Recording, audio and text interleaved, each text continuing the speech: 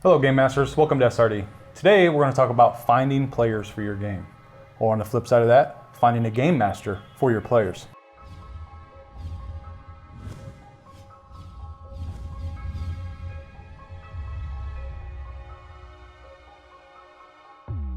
Hey Game Masters, I'm Scott. And I'm Ryan. And today we're going to talk about something that I think we see a lot online. We talked about problem players. That's probably the number one issue that it's online. Another one is just finding people to play with. I've personally never had too big of an issue of this, and I think it's more because I'm more of a social person, obviously. I mean, we're on YouTube and stuff. But there are a lot of ways that you can find, whether it be players or game masters out there, if you just put a little bit of effort into it. So some people don't necessarily like the online portion, but there are ways that you can do, in-person games. One of the first very easiest ways that you can do this is go to your local game boards. I understand that not every person has a game store near them. Actually, for a long time, we didn't have a game store here in our town until the last year, and it sucked. It really sucked. So luckily, we've had a group of friends that we've gamed with for a long time anyway. However, I do a lot of traveling. And so I've been able to experience, finding that local game store, going down there, and honestly, if you ask the staff members, like, hey, do you have a place that I can post, looking for a game or looking for a GM or looking for players? They'll say, yeah, there's a board right here, or we have a Facebook group that we use, or... That's one of the things that our local stores, it's huge. Like that new store, they created a Facebook page, and I see every day probably 4 posts asking for players, or other people to run a game, or what do you guys want to play? And that has been amazing locally for us. Yeah, absolutely. So you may not have a game store in your community, and that's okay. But what you do have, I can almost guarantee, is a coffee shop. And a lot of times you will go to coffee shops and they have a board set up there. And they will be all kinds of ads on there, though, looking for musicians, looking for players. I have seen coffee shops where there haven't been, or even some where there still are, especially in a college town, they're looking for D&D players. They're looking for Pathfinder players. They're looking for players for a game a lot of times. They exist. Don't put it off. Just go check it out. Go look at it. They probably have one. Just go to your local coffee shop and be like, hey man, you got a board? And they're like, yeah, it's over there. And just go check it out, see what's up there. If there's not one, post one. I guarantee that if you post one, you make a nice little flyer, print it out with some color and stuff, you put little pull tabs on it, you will find, somebody will call you. Yep. Promise. Another thing to look at is where the overlap is. So, for instance, I don't really frequent coffee shops all that much, but I like to do computer gaming. So there's actually a local computer gaming store. So look for your overlap on what you like to do, and I guarantee you there is someone there that also likes to play Dungeons & Dragons or board games or whatever you're looking for. Magic the Gathering players, if you have a local store that does Magic the Gathering, or even if you don't even have a local store, if you just know a group of guys locally that play Magic the Gathering, put it out there to them. There's an overlap there. I promise you will find somebody. Yeah, Facebook is probably one of your better options. All you have to do is go up to that search bar and put in whatever city you're in and whatever game you're looking for, or whatever city you're living in, and something close to it, or board games. That pulls it up a lot of times too. And those folks are probably doing the same thing or look at what you're looking for too. One of the resources I've used a lot when I travel is Wizards of the Coast. They have their find a store option at the very, very bottom of the page, and we'll throw it up here. And all you do is you go down there and it's gonna ask if you're wanting Dungeons & Dragons or Magic the Gathering. And a lot of times what this is for is it's for their official stores. So they may not run Dungeons & Dragons on their Wednesday nights, but they always freaking run Magic because Magic the Gathering makes money. So there's always Friday Night Magic at a game store. So if you go there on the Friday, go in there, put in the zip code, go to the store, I guarantee you if you walk in there either before the game starts or maybe in a break, or just go around during the game like, hey, does anybody here play D&D? Does anybody here play Pathfinder? You're gonna find some people that play something.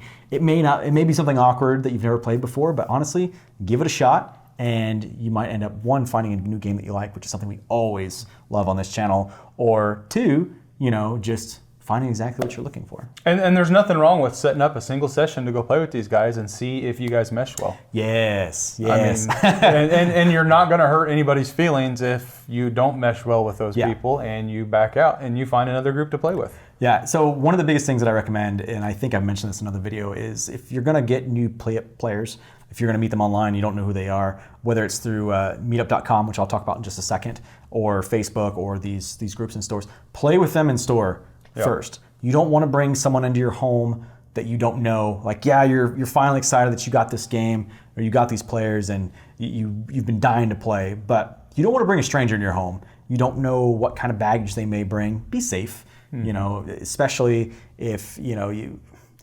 maybe have some nice stuff, and these people are not the kids. Yeah, just looking at the walls in this room. Screen them a little bit, Yeah. and that's what store play, honestly, for me is either one, it's for travel, two, it's for folks that they don't have the space, or three, it's great for screening people.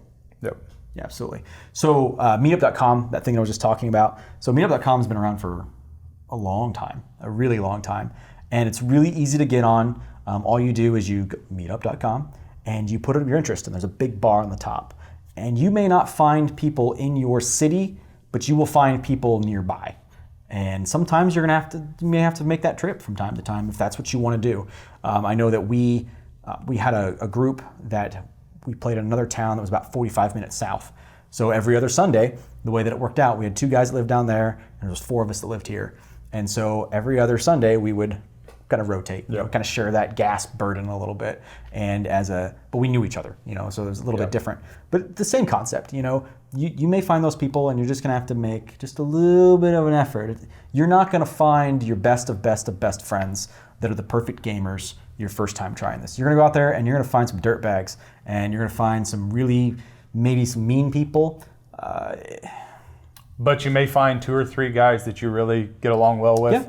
And you start gaming with those specific guys, and then they bring in another 1 or 2 guys that they hang out with, and then those guys are cool. And before you know it, you've built a gaming group out of 8, 10, 12 people. Yeah, it's really just about that screening process and getting them in, giving them a shot. And if they're not great, just let them go. The best part about stores is that you don't have to come back. So. Yep. Another one of our resources that we use is actually an affiliate of the channel, and that's lookingforgm.com. Yep. We'll put that up here. You can go on there. There are free GMs, guys that are trying to get experience. There are paid GMs that you can pay someone for their time, which helps them out a lot. Plus, it helps you get the GM that you want, There's all kinds of resources on there to actually help screen. You can do specific systems, times that people are available, so that you make sure that your schedules all line up. So that's a good resource. We'll have the link to that down there in the underbits. Yeah. So we're rolling on into, we kind of talked about the only ways of meeting up physically. But in today's age, physically isn't the only way anymore. Nope. A lot of folks I realize do live remotely. I'm sure there's somebody in Montana watching this. It's like, man, I go to a store. Like, fair, I got cows and stuff. But, I'm down for a game with some cows. That'd be cool. Yeah, right? Like Minotaurs. But really, there's no excuse in today's age. Roll20, I never touched Roll20 until this channel, and then I started doing some streams with some about folks 4 or 6 weeks ago to get us out there. Super easy to use. It's so friendly. It doesn't cost you a thing, and you can find people on there. If you go to the top, there is finding games, and there's forums. People looking for games, people looking for players, people looking for GMs.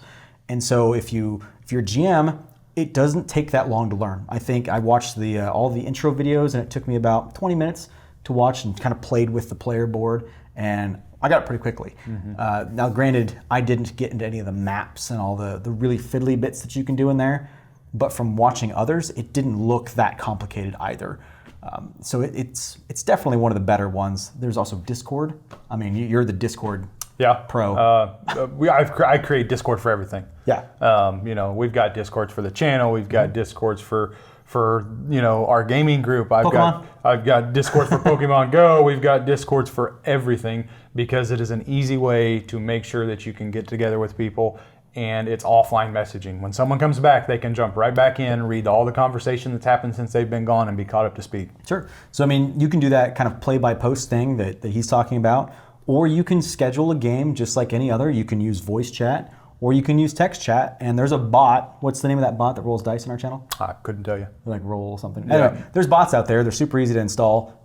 You just Google how to do it. And so we've got a dice rolling bot in there. And and in our Discord, we actually have a play-by-post channel that's specifically dedicated to that. Now, it's not mechanically it's created. It's more of a theater of their mind type stuff. But it's amazing to see the stuff people put into these posts that are just detailed down to the T.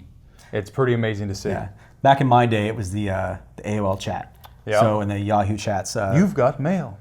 Bree and I, when we first met and we first started dating, we used to joke all the time. We probably met each other in Red Dragon Inn, which was a famous chat room back in the day, and just didn't know it because we always used to hang out there and do play-by-posts and stuff like that. So those exist. Another one of those that's really coming up, if you follow your news a lot, there's this thing called Rollgate right now, and it's actually really cool. We're going to be working with them here shortly. They're looking for kind of some folks to come in there and kind of GM a little bit and to talk. But they're play-by-post, but they have some awesome stuff. So you can put up your stories, but you can put on your character sheets. You can put in like so-and-so says this, right? So like I walk into the tavern, but it'll say like underneath it like he sadly walks into the tavern. You can put in extra emotes and other things to kind of really bring it to life a little bit more in that text form. And again, we'll throw this up there as we're talking through this. But it's a really neat program, and it's not app-based yet. I tried to get them to do it. I was like, oh man, you should totally do an app because this would be great. But it is web-based, and it's mobily optimized. So you can do it on your phone while you're at work. And hey, nobody plays at work, do they? So you can do that while you're at work, and it's been really fun too. So. Another thing to check out is the Fantasy Grounds. Yes. Now there is the forums. There's also an amazing Discord channel called the Fantasy Grounds College. Yeah. Now Fantasy Grounds does cost money and it is very in depth. But when you are looking to replicate a tabletop experience online, that to me is the gold standard. Yes, absolutely. It is so beautiful. It is the best way to put it. There's a lot to it. And that's not something we really had an opportunity to dive into yet. I know that the guys over at Fantasy Ground College have been wanting us to come in, and I think you did one of their. Yep, I've done the intro and kind of learned how the software works a little bit as a player. So it's set up like a straight college. I mean, there are classes and times and instructors. So if that's something you really want to get into, Fantasy Grounds College, you can Google it, and there's their big old Discord right there, and they have games in there constantly, all the time. They're running classes. Sometimes 5-6 times a day. Just to how to learn the software. I would mute the channel, just because they do. There's a lot going on in there. There's easily like 900 to 1,000 people in there learning, whether they're learning the system or they're playing the system. So they're all great guys. And again, it's one of the top tier things that you can do. And I know that I believe it's Saver Dice. I think they do their games on Fantasy Grounds. If you haven't had an opportunity to take a look at that, you can check that out as well, because I'm pretty sure they use that. Another way is look at Reddit. There's constantly posts on threads on Reddit. I'm pretty sure there's actually a looking for group subreddit specifically for gaming. So post on there. You don't know how. Again, we talk about the overlap. The overlap is there. If you like Reddit, there's people that play games that like Reddit that live locally. Absolutely. Yeah, I can't count how many times I've been in comment threads and seen something about where we live, and then it becomes a 50,000 page post about, oh, I live there too, I live there too, So you talk about overlap. That overlap is huge. So we played Pokemon Go a few years ago when it first came out, and then it kind of died out, and then it's resurged again. I can tell you of at least 7 people that I've met joining a local raid group that also game. Yep. Just think about those overlaps. Like if they're a nerd about this, they're probably a nerd about this. I mean, they may not always fly their nerd flags, but honestly, just be a little social. I mean, and then you will find a group.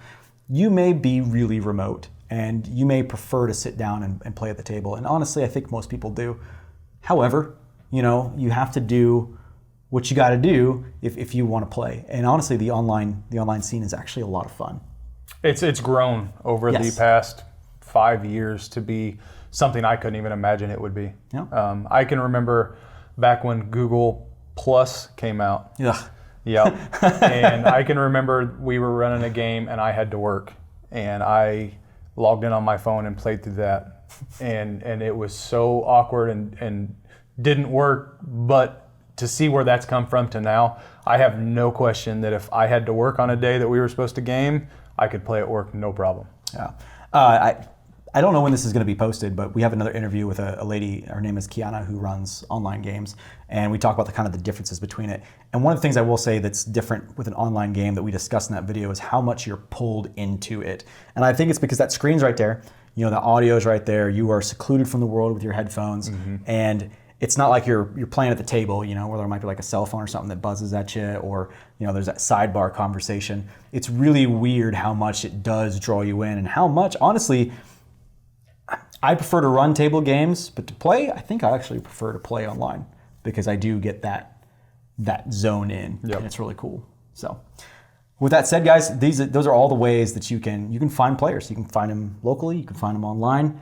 Point being is there's really no excuse anymore. No. They're out there.